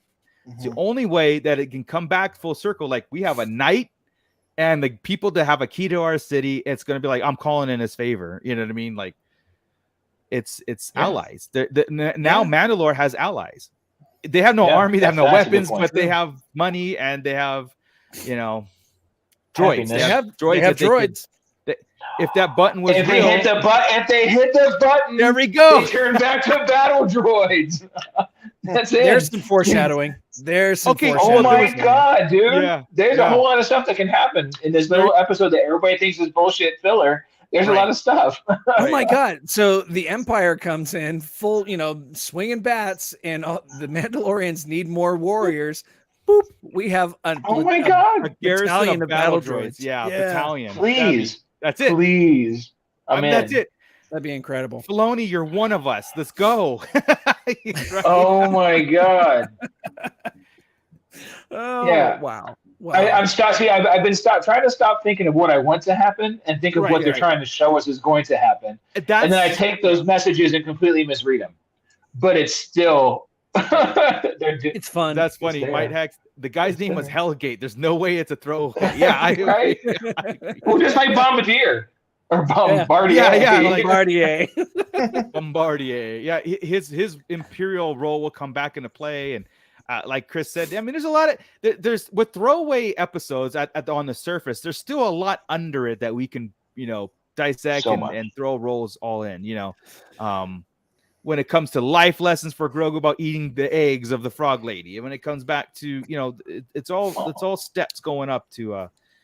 They showed back up today too. That was neat. Ton of aliens. They did everything in his place. That was neat. Yeah. We had some hammerheads. We had Ishitib. We had the frog people. We had a couple of Rhodians were in there. Even running through the city, there was a plethora of different alien characters. There was really at that cool table. Also, there was Snaggletooth. I think a couple of races of Snaggletooth. Yeah, I think you're right. Yeah. It was cool. Like I said, guys. Eye candy. The whole episode was eye candy. Yeah, and I know for our pits on board, we're on board. But my second run through was actually really fun. Like really, really fun. I enjoyed, like I said, I enjoyed the first run through, but the second one, I really kind of like, focus on a lot of cool stuff. Yeah. Julianne Fernie, go ahead. I was saying, this is the most animated episode of live action we've ever seen. as far as if you could watch this show, I could see it in cartoon form without a problem. You know, it totally fit more than any other episode. 100%. Of the Clone Wars. This was an episode of the Clone Wars right here. It's like they did it and said, let's do this frame by frame, but in live action. So I need all these aliens and all these droids and all this nonsense. This croquet game, make it happen.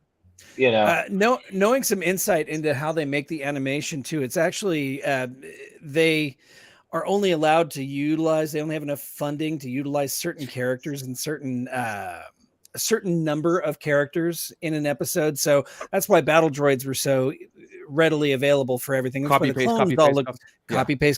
Otherwise, you've got to model new characters, right? And so they can get away with having a lot of different alien species in these live actions by just throwing a mask on somebody. I freaking love it, man. Yeah. But Julianne Fernie's comment has been up here for a while now, and this is for you, Marco. Yeah. Totally off subject. Can you guys maybe have black beanie hats with the Sarlacc logo in the store sometime? Yes. Actually, I think our store should be updated soon with exactly that. So we found out that we can get them made. Specifically because you asked for it a couple weeks ago, we went and looked. Yeah, we were looking. They added the beanies to it, so yeah, absolutely, 100%. Thank you for bringing that up too. So something tells me that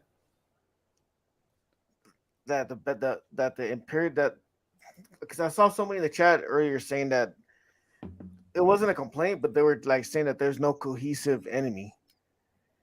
And I mean, there's Moff Gideon, and there's still the Imperial out there. But I think when they show their face, I think it's gonna come down hard. And I think the Empire's presence is gonna come down like big time because there's a reason why they're building up this. It's like showing how they're bringing the Mandalorians back together. There's a reason for that. Right. Yep. So if they're going through this much effort to show the effort that they're putting into to bring back Mandalore, to me, that's telling me that this enemy is going to come in hard. Yeah. I see. Yeah, they had to get a fleet real quick. She had to go get it back.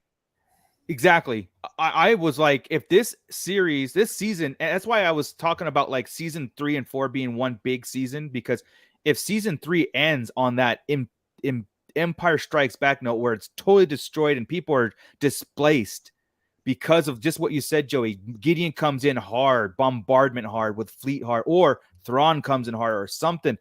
We know that something bigger than a warlord's out there. It's mentioned. It's there, right? Though these are the points that we kind of have to always repeat and put it out there in the ether because, yes, a lot of times watching these episodes, things get a little bit detoured where you have to remember, there is still something out there. There's still an illumined presence out there. Chris is hoping for Thrawn. We all are. Most likely it's going to be Gideon with the Thrawn backing or whatever. I mean, it's going to, and yeah, I feel in the next 2 episodes, or actually in the last episode, if it doesn't hit hard, you're right. This is the season to do it. This is the season to displace the entire. It's almost like I got like not an anxiety, but it's like, you can feel something bad is coming. I agree. And this is the season to do it. Season 3 is the one to punch everybody in the face. This is the one.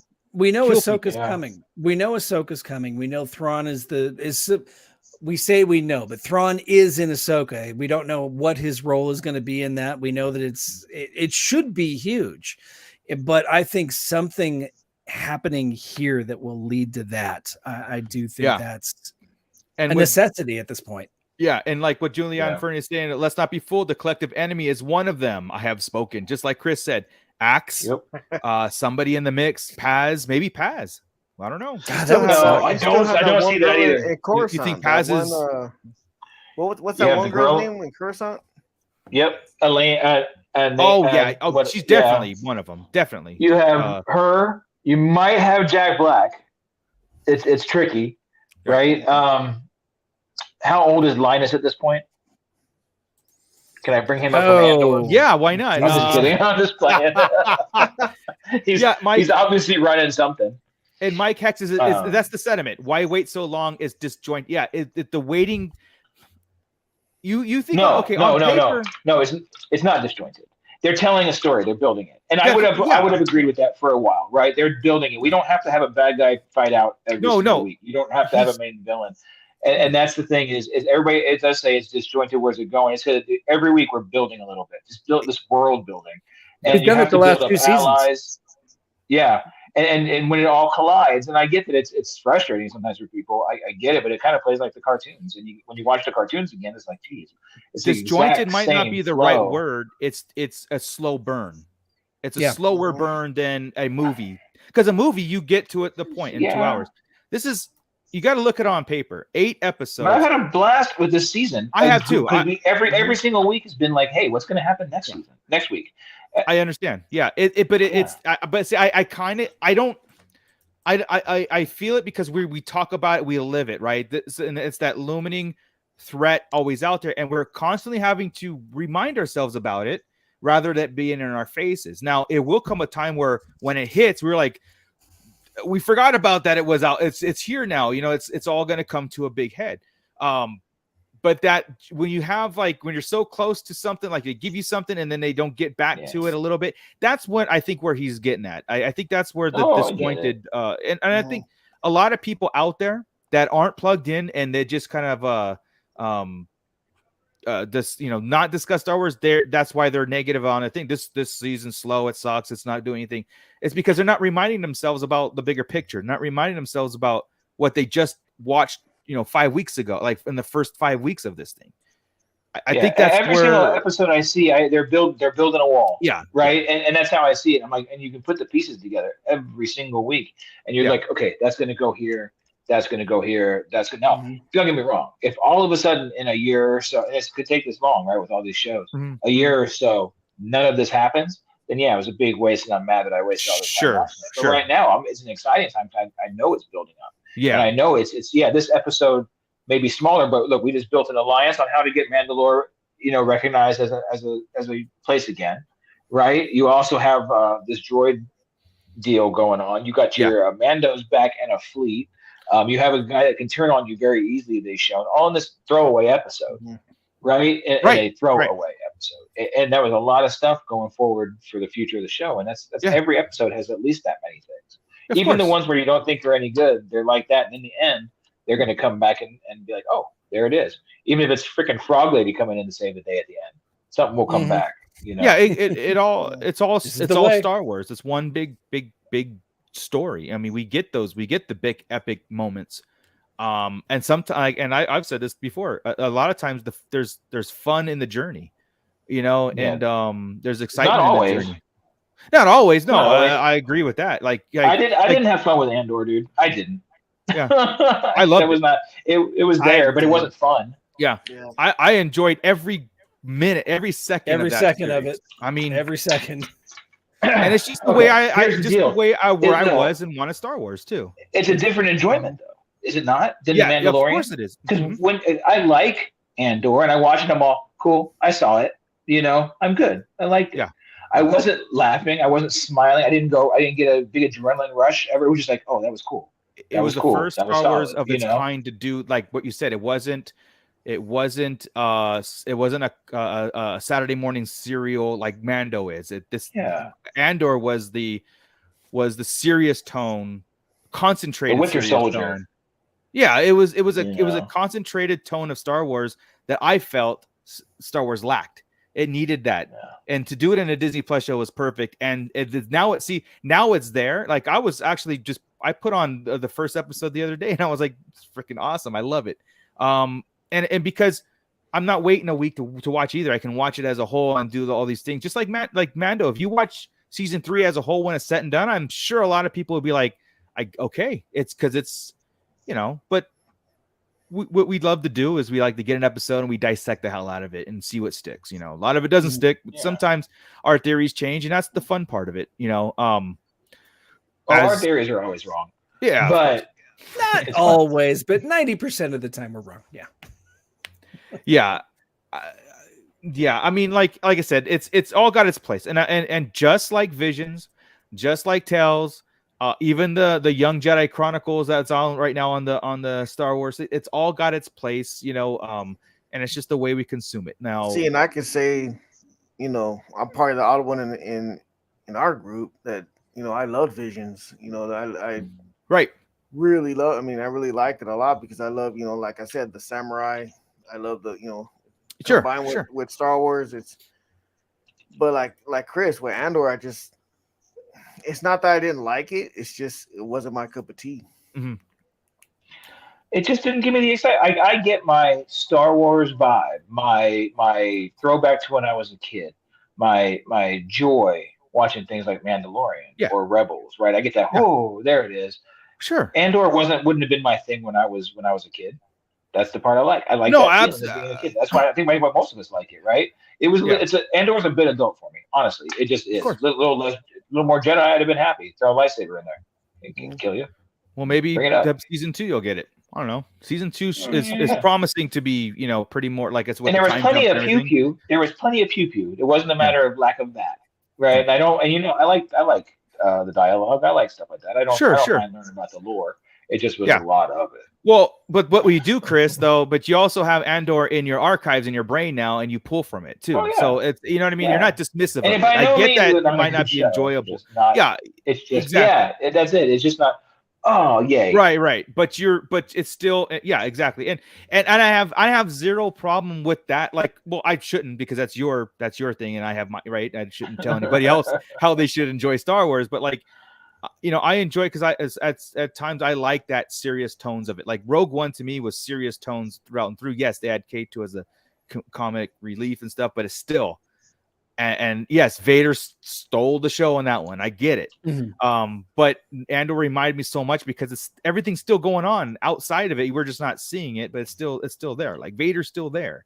Luke, and it's all there. It's just that this showed, and it was a very brief minute of our collective Star Wars content, just like Mandalorian. Mandalorian is a very brief look into life after Return of the Jedi, what we're going, how the story is progressing, how it's going to get, and this is what's pissing a lot of people off too, how it's getting to the sequels.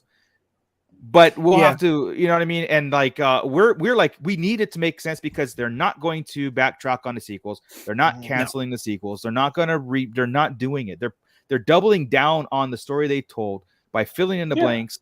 And exactly. And I'm sorry, but like a lot of people have to just kind of like, okay, enjoy that ride. You might not watch the sequels, but you'll love that journey up to that point. And there hasn't been anything wrong with this journey as we're right now. The journey that we're on is great. And if that leads to the sequels, all right. So maybe it gives us a little added enjoyment in the sequels that you didn't get. Right. I see. I mean, yes, it is setting up the sequels, but God, I think it's wrapping up the prequels. We're getting so much wrapping it up from. Man, they're gonna wrap it up. The OT and prequels. They're going to tell a story in between it, a big major story, and then there's going to be a time frame of the First Order and the sequels, and it's all going to boom, boom, boom, boom, right? So, because that's what this whole thing is doing, man. We're just going through old Clone War and Rebels things right now and just clearing it up and yeah. All right, these are all done. Like, it's all, like I said, I'm loving all of it. It's all Star Wars. We love doing this.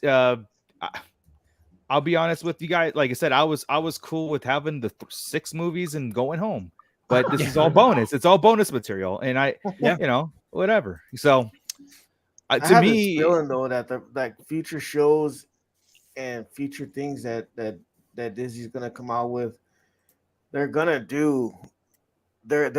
amplify the sequels. They're gonna fix a lot of things that a lot of people don't like, and it's gonna fill up a lot of holes that the sequels have.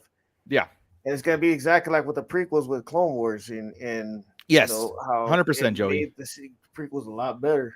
Yeah, 100%, dude. They put way too much time and energy and money to backtrack. They're gonna double down on it. But when we say even about the sequels, really the only thing we're really super touching on is Palpatine, right? I mean, we're not saying First Order. They're not going to say First Order. We're not going to see new troop armor. We're not going to see anything. Well, we might see something different. I think we see remnants. It's not, we're gonna see the formation of the Resistance and Leia's and that whole political thing. Well, maybe, no, I mean like maybe the early stuff, maybe. Well, like the meeting and talking. Just like Palpatine was a fleeting mention, so was the New Republic was a fleeting mention, so was the Resistance. So I think we're gonna get. I don't think in the Mandalorian. I think by the time we finish the Mandalorian's arc, we're gonna be like. To me, I think there's gonna be something major in between Return of the Jedi and Force Awakens, and that's Thrawn's story. Thrawn is because his demise is going to be in this 20 years time span. And then that 10 years after that, it's going to be the Rise of the First Order and Resistance and all that. But we're seeing a lot of stuff like the New Republic's attitude. We're seeing that these whispers out in the something's going on out there. Bad Batch is setting up the Emperor's contingency plan perfect. It's all getting there. So it's really cool. So if they show the rise of the first, hopefully they show the actual rise of the First Order.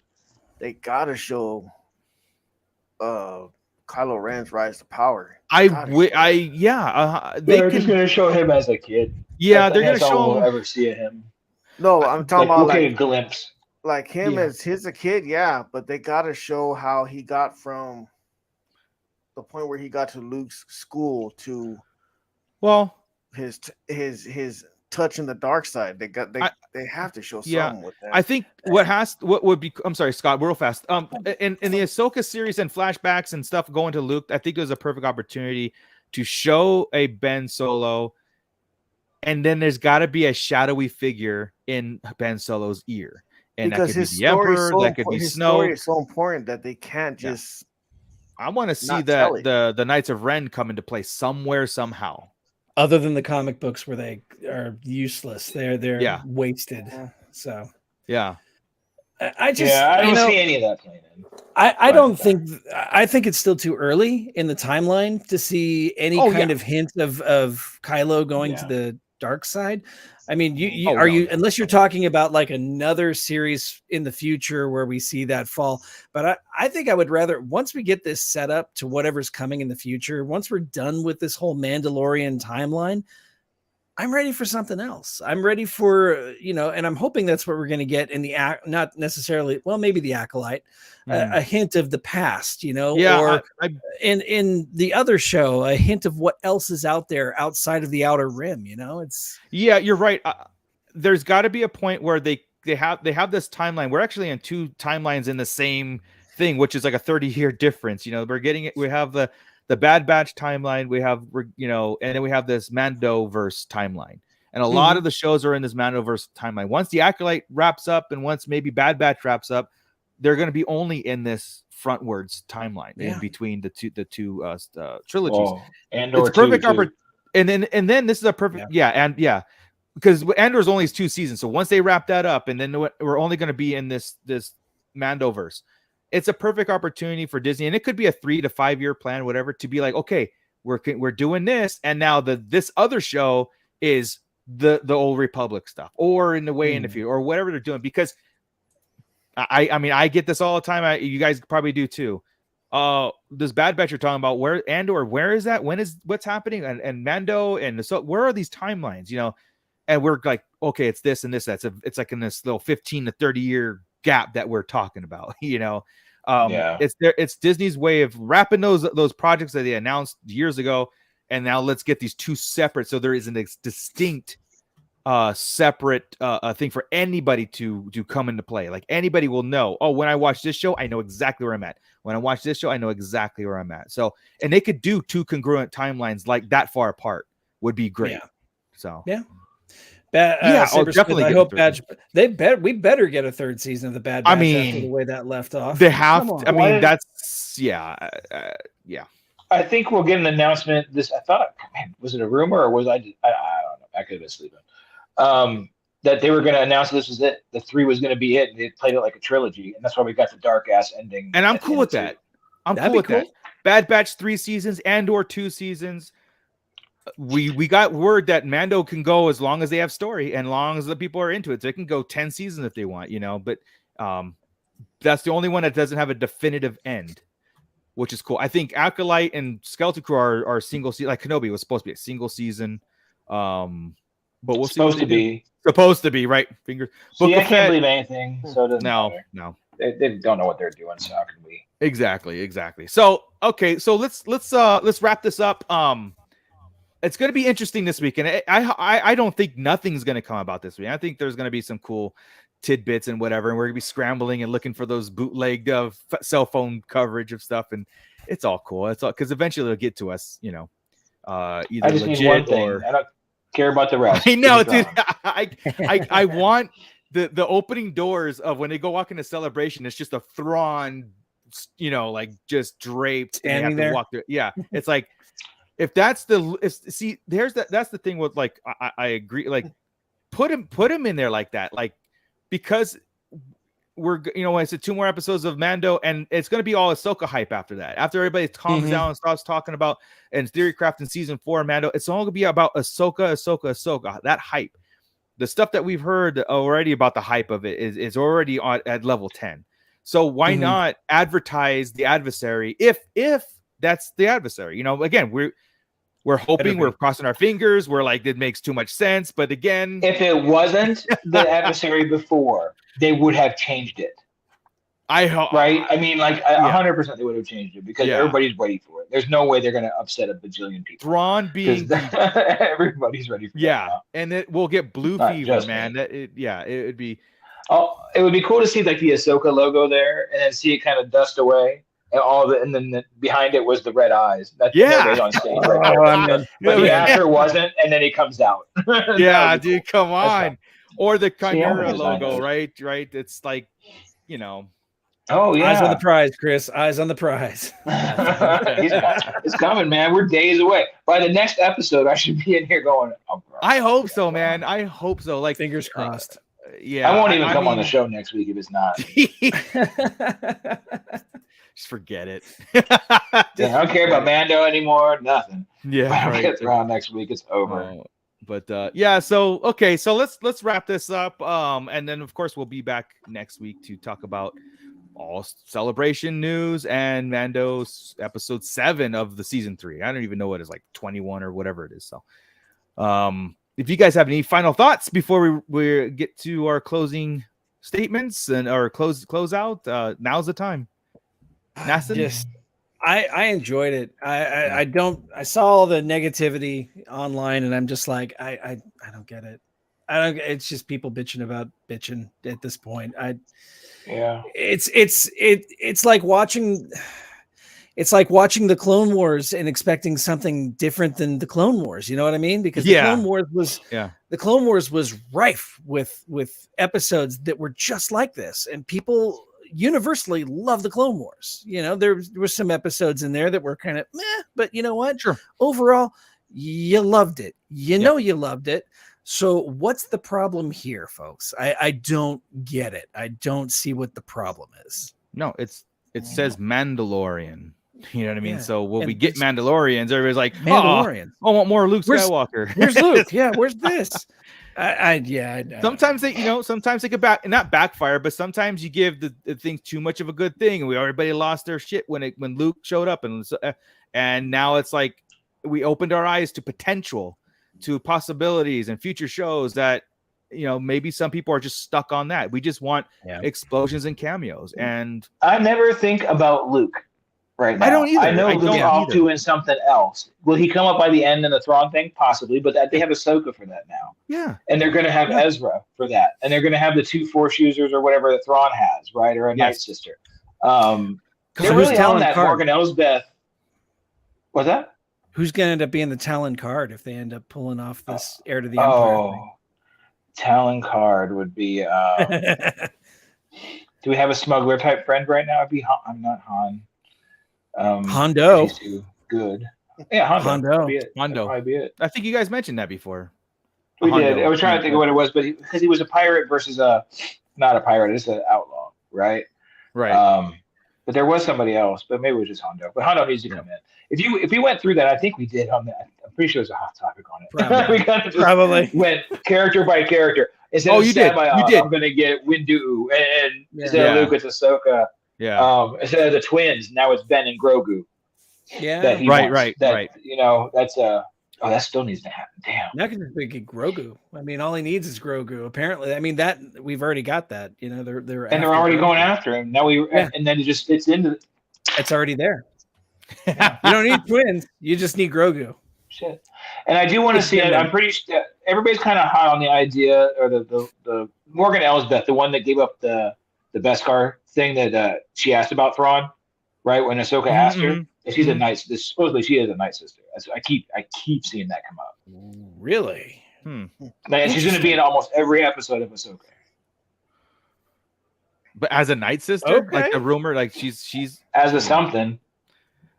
I would love the fact that if she had. Well, do you want the rumors? Do you want the rumor about Ahsoka? Sure. Everything was wrong in Mandalorian. Most of it was wrong. Yeah, the rumor is that oh man, I lost his name all of a sudden. The other actor that's but anyway, Balon. Balon is the Jedi, right? So he has a Force shooter named Balon.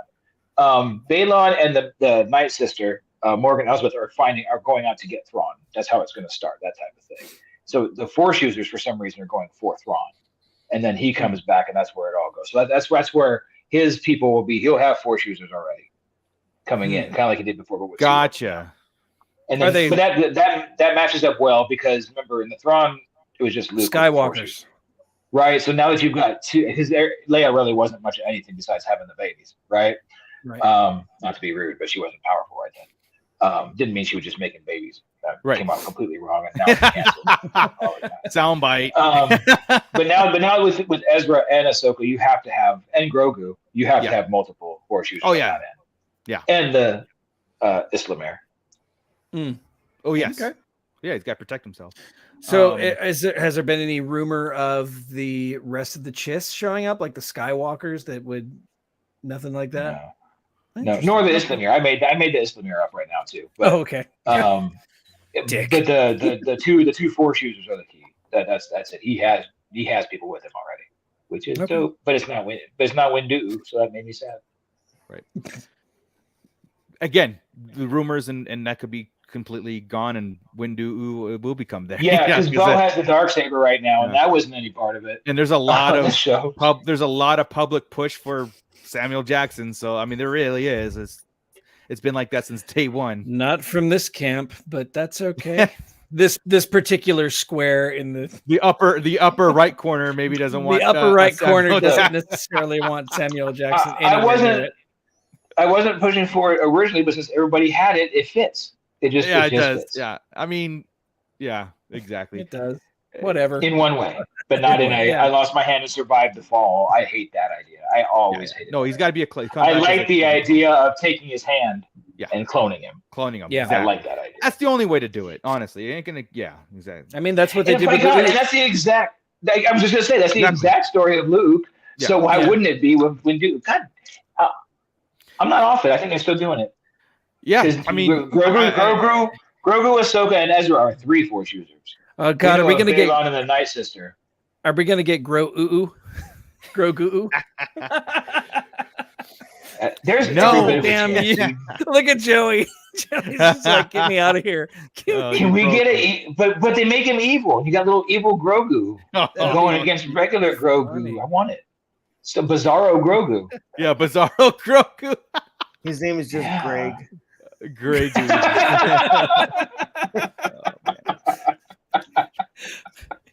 And instead of cooing, he just growls. Yeah, just complete opposite. All right, guys. Okay, right, we're getting slap happy. Yeah. So, Scott, do you want to take the outro out, or do you want? Okay, go for it. Sure. I will say mine real fast. Goodbye, everybody. Thank you, everybody in the pit, for joining. Everybody here. Starlight, I can't wait for more Star Wars this weekend. Let's go. Take it away, Scott. Hey, thank you one and all for joining us tonight. All the new faces. It was great listening to you. It's great having you join in the conversation. We might not always agree, but you know what? We like to hear what you have to say anyway, even if you're completely wrong. Or maybe we're completely wrong. Who knows? But either way, we enjoy. I know, right? That never happens, but we enjoy having you on here. As always, after we're done here, Follow us on social media, the Sarlacc Digest Central on Facebook. We're also on Instagram, TikTok, sometimes Twitter. Just look for the Sarlacc Digest podcast and you'll find us. Also, consider becoming a Patreon member, patreon.com/Sarlacc Digest podcast, and donate a couple of bucks or maybe more a month. Why not? Get that shout out every week. Let's see, what else have we got? We have got our incredible sponsor, Tashi Station Emporium. That's the guy that's right over here next to me. Upper left corner, who wants Samuel Jackson in it. Wave. We're paid time, man. You got to wave. Where you can get amazing action figure stands like this. Look at what Dracula is standing on right there. Look at Sala. Look at Sala. Oh, Indy, my friend. Fun fact. Sala invented seatbelts. If you didn't know that, Sala is the reason we all wear seatbelts every day in our car. I learned that at Disneyland. Yeah, that's right. So I love these figures, but yeah, they're great. They're great. TashiStationEmporium.com. Just put Sarlacc Digest podcast in the code at checkout to get 10% off. And I tell you what, once you start getting Tashi Station stands, you'll never go back. Once you go with Tashi Station, once you go, you never go back. Whoa, Scott was edgy in there. He did a Abu impression. He just go through that. Am I missing anything? Let's see. Ernie, the Fallen Fett. Make sure you follow him with his shows, Boba Squadron, where he actually sits on a panel like this with Mr. Carson Teva every week and still doesn't get him on this show to visit us. What the hell, man? He's coming. Yeah. So I'm browbeating Ernie on it almost weekly, so it's happening. So God, I'm on a roll. I apologize, everybody, but please, you know what? Come back next week, 8 p.m. Wednesdays for the next episode of the Sarlacc Digest, where we break down the next episode of The Mandalorian. And you know what, everybody, keep it nerdy. That's all I got. Is there anything else? Did I miss anything? You guys think of anything? Bye, everybody. See you next week. Same